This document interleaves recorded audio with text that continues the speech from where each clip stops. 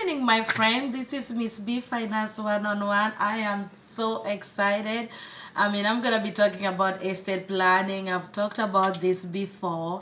The reason why I'm especially doing it today was that I went to the dentist, and I was at the dentist. The lady was checking me in, and she was like, "Hey, we're gonna be putting you down for a few hours. Do you have a medical power of attorney?" And I was like, "Ish, I know I meant to do that thing, but estate planning to me is the rooftop of our finances. You guys have heard me talk over and over about protection being the foundation. Now, your house has to be built the right way. The foundation has to be the strongest. But guess what?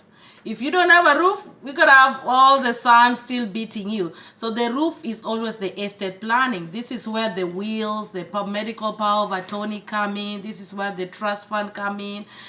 One of the things I learned in nursing that I always carry with me is, if it is not documented, it was not done. In estate planning, the rule is, if it is not documented, if it was just wish, it will not be carried out. So one of the questions that I always ask people is like, who will take care of your underage kid? We all have small kids. Should anything happen to you right now, you have to figure out who will it be with your uncle, your sister, who will be the nice parent for that kid. Another thing you need to ask yourself is, who will, we all have this wealth everywhere, in Africa, in America, and you have a kid who is 18-year-old. If you leave those kind of wealth, man, you've seen it out there. They'll spend all of it. So what can you do to stop your 18-year-old or 17-year-old from spending all your wealth? You gotta document it. You gotta have a will. Who will get your house? I'm fortunate to have a house. I would like to pass it on to my son, but who will inherit it? If I'm not here, somebody might just come and take it away. So you gotta document it. Also, single people always tell me, we don't need that, I'm single. But honestly, will does not mean you have to have property. You have to have even a bank account. If you have a bank account and you don't have somebody listed, I've had personal story with this. A very close friend, dear family, died, and it was very hard to get the money from his account because there was nobody listed out there.